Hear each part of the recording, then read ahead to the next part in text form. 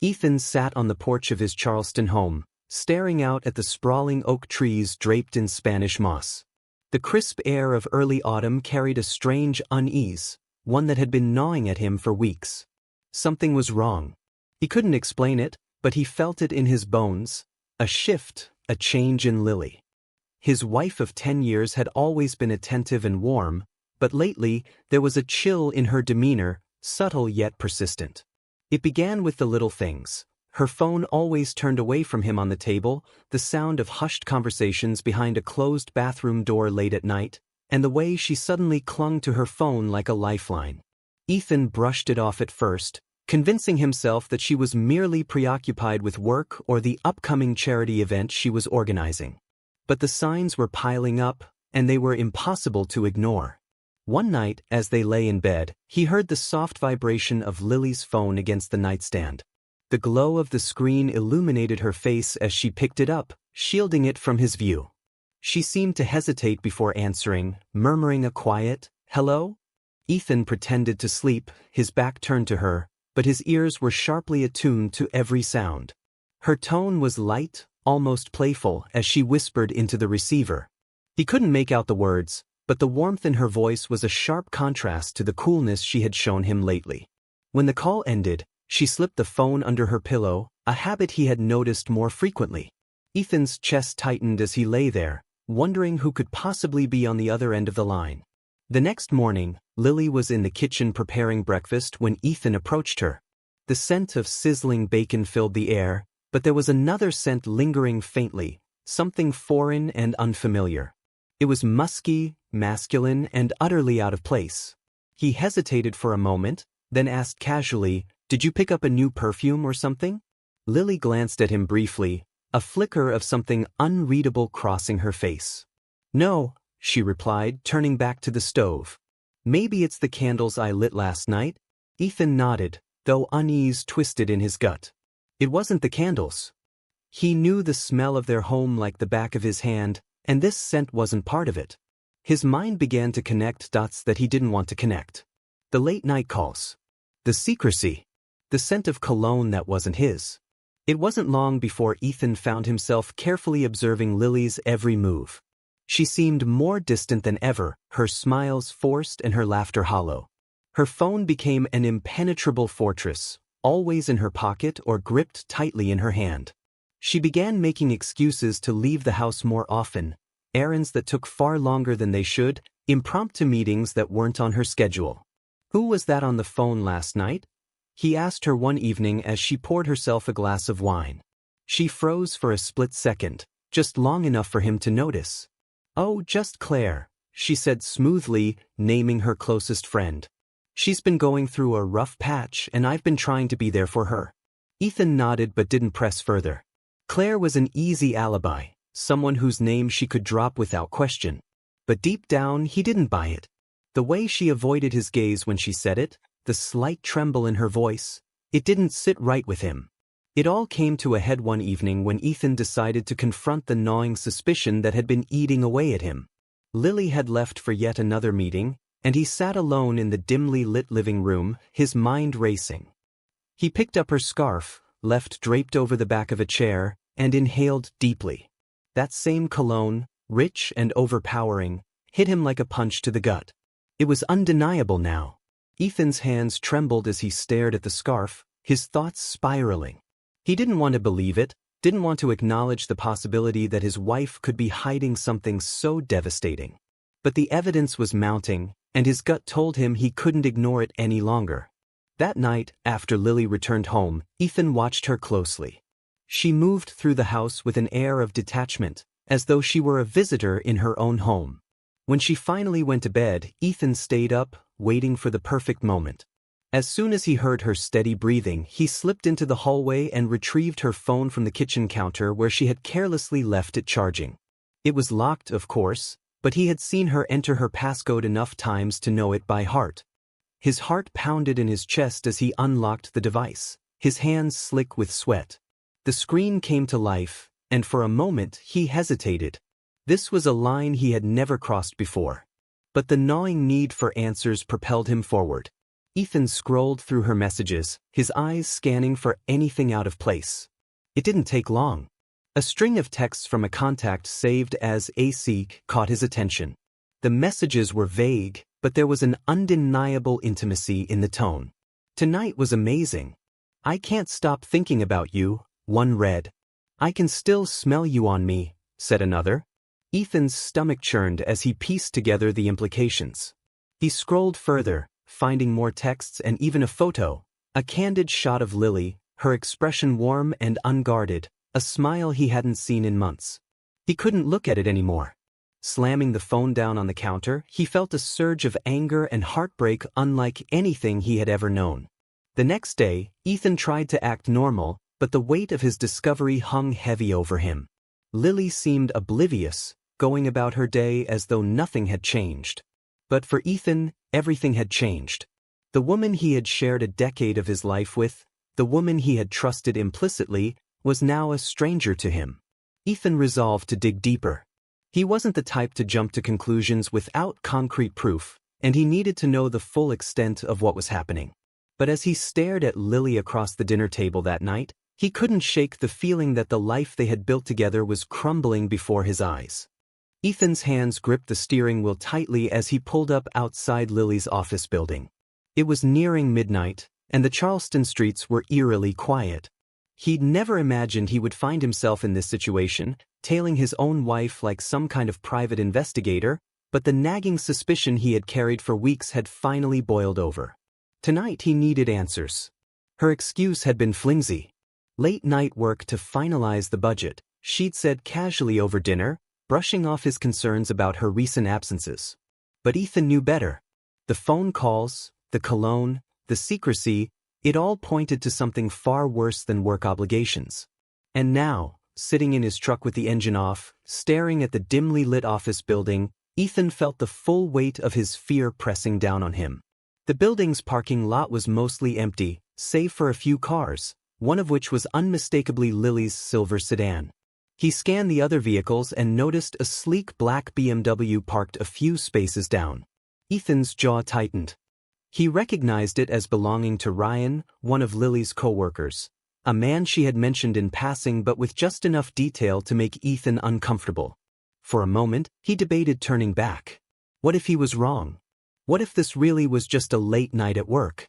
But then he remembered the texts from his seat and the way Lily had been pulling away from him, emotionally and physically, for months.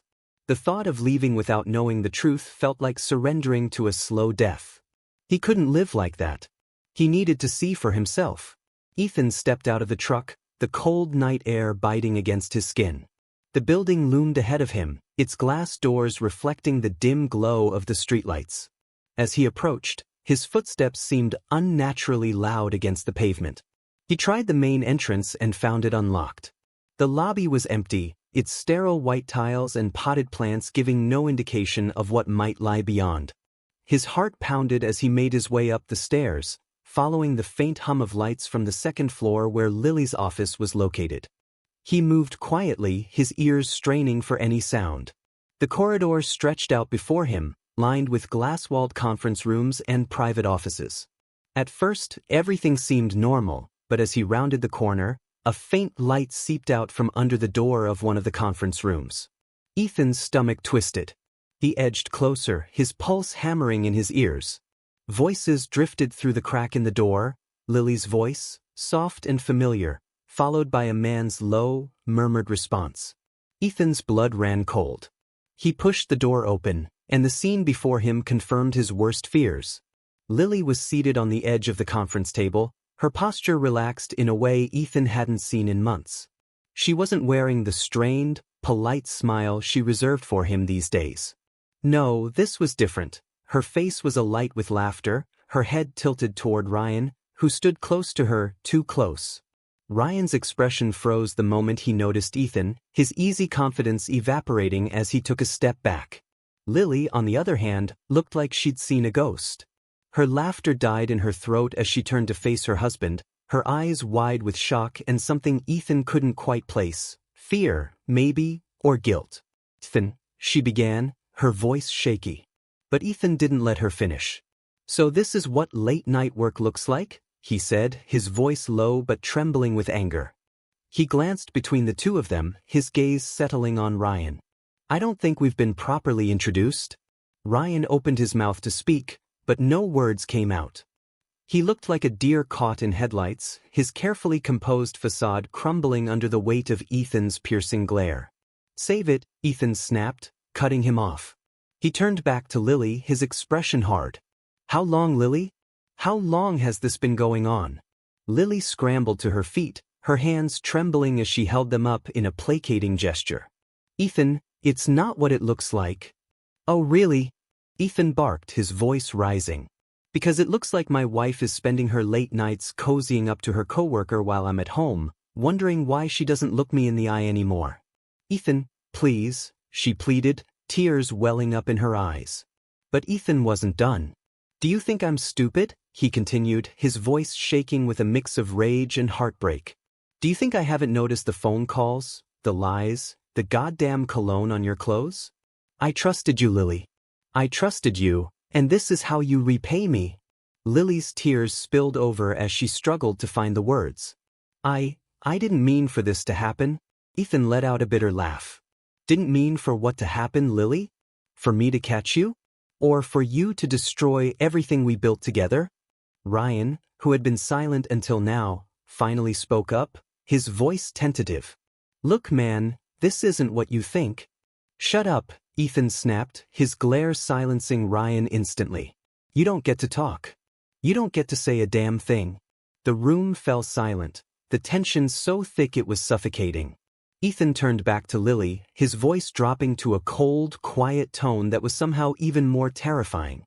"I want the truth, Lily. All of it. No." She hesitated, her face crumpling under the weight of his demand. But before she could speak, Ethan held up a hand to stop her. "Actually, you know what? Don't bother. I don't want to hear whatever excuse you've come up with. I'm done."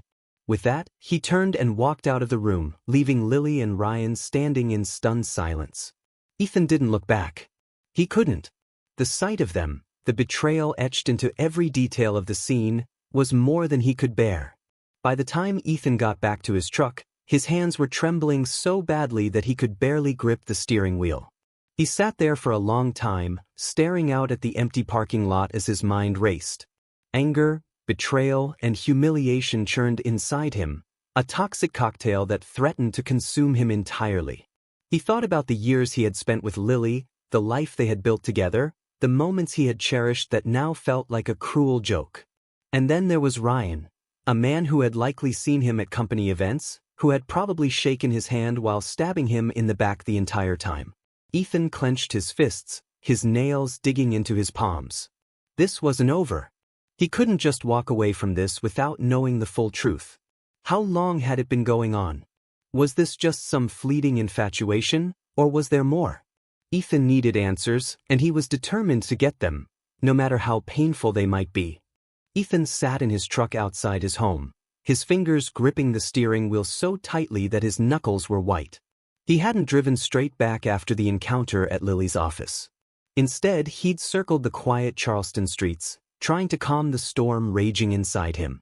But no amount of driving could change the fact that the woman he had trusted most had betrayed him. Finally, after hours of fruitless attempts to make sense of it all, he pulled into the driveway. The house stood before him, dark and silent except for the faint glow of the living room lamp. It looked the same as it always did, a comforting haven they had built together. But to Ethan, it was no longer a home. It was just a house filled with broken promises and lies. Taking a deep breath, he pushed open the door and stepped inside. Lily was waiting for him. She sat curled up on the edge of the couch, her tear-streaked face illuminated by the soft light. The sight of her, looking small and vulnerable, did nothing to soften Ethan's anger. If anything, it only fueled the fire. How dare she sit there like the victim, as though she was the one who had been wronged? "Ethan," she said quietly, her voice trembling as she stood. "I'm so sorry." He didn't respond. He simply closed the door behind him and leaned against it, his arms crossed over his chest. His silence seemed to unnerve her, and she took a hesitant step toward him. "Please," she began, her voice cracking. Can we talk? Ethan let out a bitter laugh. Talk? Sure, Lily. Let's talk. Let's talk about how my wife has been sneaking around behind my back. Let's talk about how I find you at the office, practically draped over another man. Let's talk about how you've made a fool out of me. Ethan, it wasn't like that, she said quickly, her words tumbling over each other. I swear it wasn't. Don't you dare lie to me, he snapped, his voice cutting through the room like a blade. I saw it with my own eyes, Lily. I saw the way you looked at him. The way you laughed with him. That wasn't work. That wasn't innocent. Lily's shoulders sagged, and for a moment, she looked like she might crumble entirely. You're right, she whispered. It wasn't innocent. But it's not what you think. I didn't mean for any of this to happen. Ethan shook his head in disbelief. Not what I think. Really? So, what is it then, Lily? Enlighten me. Because from where I'm standing, it looks a hell of a lot like you've been cheating on me. I wasn't, she began, but then stopped, her words faltering under his glare. It wasn't like that. I never meant to hurt you. Ethan's laugh was cold and humorless. You didn't mean to hurt me? That's your excuse? Do you have any idea what you've done, Lily? You've destroyed us. You've destroyed everything we built together. Tears streamed down her face, and she clutched at her hands, her voice barely above a whisper. I was lonely, Ethan. That's why. I was lonely. Lonely, he repeated, his voice rising in disbelief. You're going to stand there and tell me you betrayed me because you were lonely? Do you even hear yourself right now? Lily nodded desperately. You don't understand. You've been so distant lately, so caught up in your own world. I felt invisible, Ethan. I felt like you didn't see me anymore. Ethan stared at her, his jaw clenched so tightly that it ached. So what? That gives you permission to run to someone else? To throw away 10 years of marriage because you felt invisible? That's the best you can come up with? It wasn't like that, she said, her voice breaking. I was vulnerable, and Ryan was just there. He listened to me, Ethan. He made me feel like I mattered. Ethan's chest heaved with the effort of keeping his anger in check. So, I didn't matter anymore? Is that it? I gave you everything, Lily. I gave you my love, my trust, my life, and this is how you repay me? By sneaking around with some coworker? I didn't mean for it to go this far, she sobbed. I never wanted to hurt you. Well, congratulations, Ethan said bitterly. Because you did. You hurt me in ways I didn't even know were possible. Lily sank back onto the couch, her head in her hands as she cried. But Ethan felt no sympathy. He couldn't. Not after what he'd seen. Not after everything she had put him through. You think this is about loneliness? He continued, his voice shaking. Do you have any idea what it feels like to come home every night and wonder why your wife can't look you in the eye? To lie in bed next to you and feel like I'm lying next to a stranger? You don't get to play the victim here, Lily.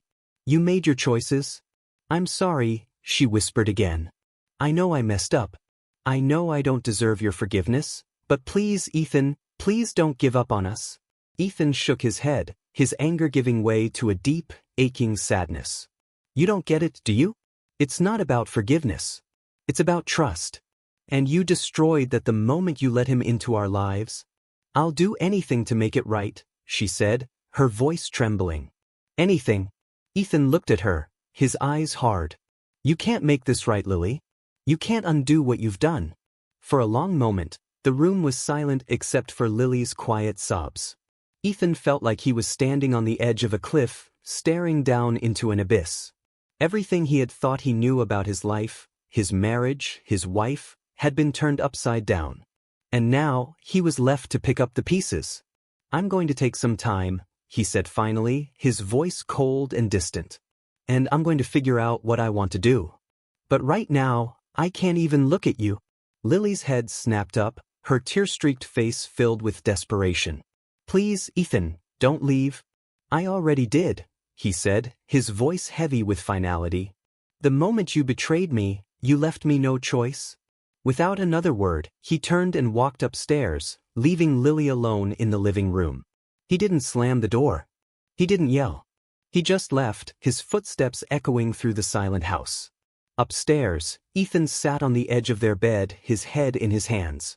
He didn't know what the future held, but he knew one thing for certain: the life he had shared with Lily was gone, and it wasn't coming back. Ethan stood outside the law office, the weight of the divorce papers in his hands feeling heavier than anything he'd carried before. This wasn't just paperwork, it was the culmination of betrayal, heartbreak, and the death of a decade-long marriage.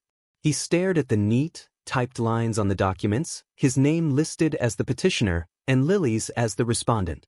For a moment, he wondered if this was what closure felt like: cold, clinical, and deeply unsatisfying.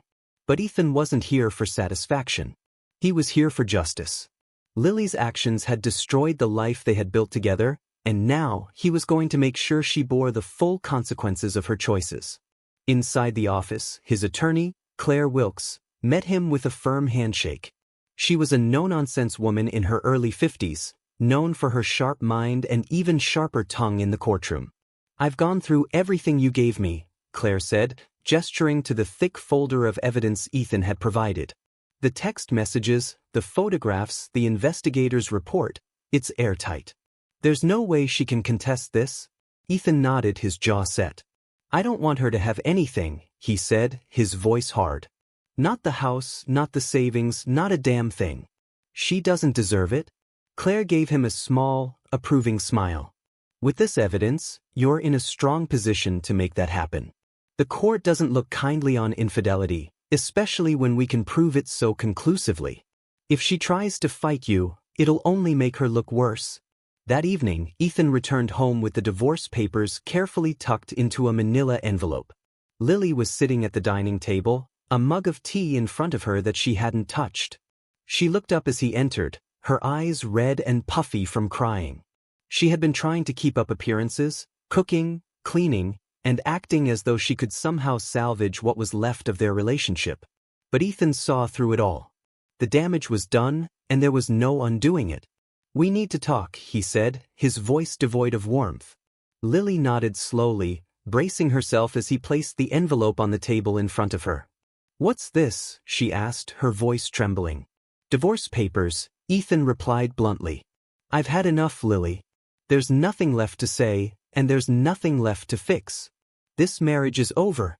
Her face crumpled as she stared at the envelope, her hands trembling as she reached for it. "Ethan, please," she whispered. "Don't do this. We can work through this, I'll do whatever it takes. Therapy, counseling, anything. Just, please don't give up on us." Ethan's expression didn't waver. "I didn't give up, Lily. You did. The moment you decided to betray me, you gave up on us. And now, you're just dealing with the consequences." Tears streamed down her face as she opened the envelope, her eyes scanning the papers. When she saw the details of the division of assets, her breath hitched. "You want everything," she said, her voice barely audible. Ethan leaned forward, his eyes cold and unrelenting. "Why shouldn't I? The house, the savings, even the car, you don't deserve any of it. You threw this marriage away for Ryan, and now you're going to live with the fallout." Lily shook her head, her hands clutching the papers tightly. "I made a mistake," she sobbed. "A horrible, awful mistake. But Ethan, this is cruel. You're punishing me." "Damn right I am," he said, his voice rising. "Do you think you can destroy someone's life and just walk away unscathed? You lied to me, humiliated me, and betrayed everything we had. So yes, Lily, I am punishing you. And I don't feel the least bit sorry for it." The next few weeks were a blur of legal proceedings and tense silence in the house. Ethan had moved into the guest room, refusing to share a bed, or even a meaningful conversation, with Lily. Every interaction between them was cold and transactional. She tried, in her own way, to appeal to him, but her efforts were futile. Ethan was resolute. When the court date finally arrived, Ethan walked into the courtroom armed with everything he needed. His attorney had laid out the case meticulously, presenting the evidence of Lily's infidelity in a manner that left no room for doubt. The text messages, the photos, and the PI's detailed report painted a damning picture of her actions. Lily sat across from him, her face pale and drawn as she listened to the proceedings. She had hired an attorney of her own, but even they seemed to understand the futility of fighting the case. The judge reviewed the evidence carefully, and when he finally spoke, his tone was firm. Based on the evidence provided, it's clear that the respondent's actions were a direct violation of the marital contract, the judge said, his gaze resting briefly on Lily before turning back to Ethan. As such, the petitioner's request for the division of assets is granted. The marital home, joint savings, and all shared properties will be awarded to Mr. Harris. Lily's attorney stood, making a half-hearted attempt to argue for a more equitable division, but the judge silenced him with a raised hand. This court does not condone actions that undermine the sanctity of marriage, he said firmly. The evidence speaks for itself. When the gavel finally came down, Ethan felt a strange sense of relief wash over him. It wasn't joy, exactly. There was nothing joyful about watching the collapse of what was once a happy life. But there was satisfaction in knowing that justice had been served. Lily, on the other hand, looked utterly shattered. As they left the courtroom, she turned to him, her eyes filled with tears. "Ethan, please," she said, her voice breaking. "Don't do this. Don't take everything." Ethan stopped, his expression unreadable as he looked at her. "You already took everything from me, Lily," he said quietly. "I'm just taking it back." He walked away without waiting for a response, leaving her standing there alone, clutching the remnants of a life she had destroyed. In the weeks that followed, Ethan began to rebuild. The house felt empty without Lily, but it was a welcome emptiness, a clean slate where he could start over. He focused on his work, his friends, and his own well-being, pouring his energy into creating a new life for himself. As for Lily, her world continued to unravel. Without the safety net of their shared assets, she was forced to move out of the house and find a place of her own. Her reputation among their social circle had taken a severe hit, and whispers of her infidelity followed her wherever she went. She tried to reach out to Ethan, leaving messages and emails begging for another chance, but he never responded. Ethan had made his decision, and he wasn't looking back. Lily had made her choices, and now she was living with the consequences. For Ethan, it wasn't about revenge anymore. It was about reclaiming his life and moving forward, one step at a time. Ryan sat slumped at a dingy cafe table, the hum of muffled conversations around him barely registering. His once pristine suit was wrinkled and ill-fitting, as though it were borrowed or forgotten in the back of a closet for far too long. The polished, confident professional he once was had all but disappeared. The fallout from his termination had been swift and unforgiving. News of his fraudulent activities had spread like wildfire through his professional network, leaving him virtually unemployable. Potential employers who once admired his resume now shunned him, unwilling to risk the taint of association. Former colleagues avoided him, unwilling to be seen offering sympathy to someone so publicly disgraced. His savings, bolstered for years by stolen money, were quickly drained as he struggled to maintain the lifestyle he had so carelessly flaunted. The BMW was repossessed first. Then came the luxury apartment he could no longer afford. Now, Ryan lived in a cramped studio with peeling paint and a flickering light in the hallway, surrounded by the remains of his arrogance. Adding insult to injury, Ethan's anonymous tip to Ryan's company had been so meticulously documented that the legal repercussions loomed large. Civil suits and potential criminal charges were still on the horizon, and Ryan knew it was only a matter of time before he faced a courtroom of his own. For now, he was a man on borrowed time, his life in shambles and his future bleak. The humiliation wasn't just professional, it was personal. Friends turned their backs on him, and whispers of his failures followed him wherever he went. Ryan, once the office charmer and a golden boy of his industry, was now a walking cautionary tale. Lily wasn't faring much better. The divorce had left her financially strapped, and the move into a small, one-bedroom apartment was a humbling blow she hadn't been prepared for. Gone were the days of their spacious home in Charleston's upscale neighborhoods, with its manicured lawn and bright, airy rooms. Her new home was dim and cramped, with second-hand furniture and the faint smell of dampness that no amount of air freshener could mask. Her attempts to maintain her social circle had crumbled spectacularly. Word of her affair with Ryan had spread, despite her efforts to keep it private. Friends who had once been sympathetic confidants now avoided her, their smiles tight and their excuses flimsy when she tried to reach out. Dinners she once hosted with ease and laughter were now memories that felt like they belonged to someone else's life. The gossip was relentless, whispered in cafes and across wine glasses at parties she was no longer invited to attend.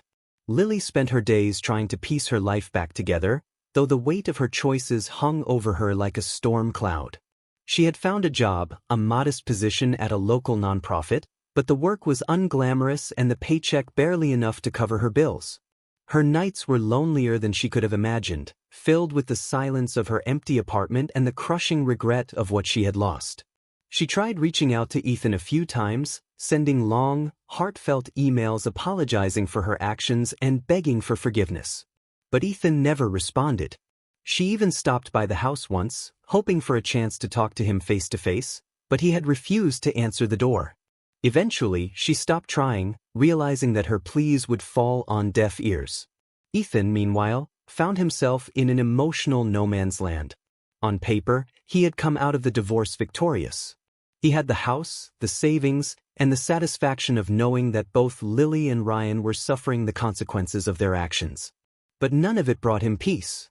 The house, once a place of comfort and warmth, now felt cold and cavernous. Every corner of it reminded him of Lily, the memories they had shared, the plans they had made for a future that no longer existed.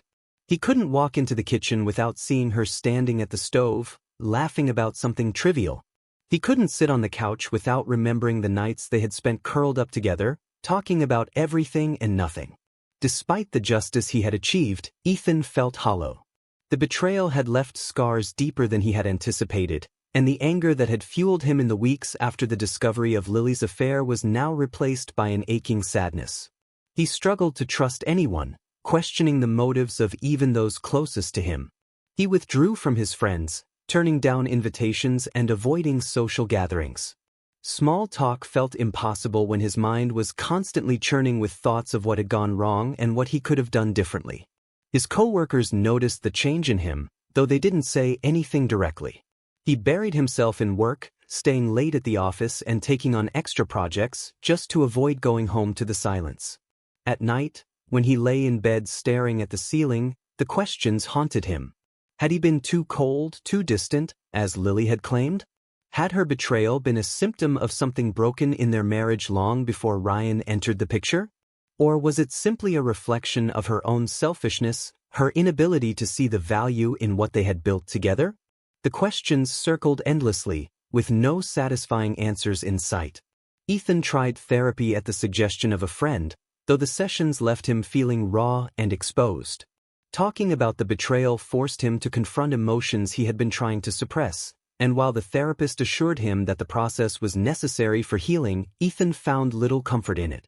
Months passed, and the lives of all three continued to unravel in different ways. Ryan, desperate for money, tried freelancing but found few takers willing to hire someone with his tarnished reputation. Lily continued to work at her nonprofit, her once carefully curated life now reduced to simple survival. And Ethan remained stuck in limbo, unsure of how to move forward. One afternoon, Ethan sat on the porch of his house, staring out at the oak trees that lined the street. The sun filtered through the Spanish moss, casting dappled shadows on the ground. It was a beautiful day, but Ethan felt none of its warmth. He had won. He had taken everything from Lily, dismantled Ryan's life, and emerged from the wreckage of his marriage with everything intact. But the victory felt meaningless. His phone buzzed on the table beside him, pulling him from his thoughts. It was a text from his friend, Mark. "We're meeting up at the pub tonight. Come join us. You need to get out of that house." Ethan stared at the message for a long time, his thumb hovering over the screen. He had ignored similar invitations in the past, retreating into his solitude instead of facing the world. But tonight, for the first time in months, he felt a flicker of something, hope, maybe, or a stubborn refusal to let the betrayal define him. "I'll be there," he typed back before setting the phone down. It was a small step, but it was a step nonetheless. For the first time since his world had fallen apart, Ethan felt like he might one day find a way to put the pieces back together. It wouldn't be easy, and the scars would remain, but he was still standing. And for now, that was enough.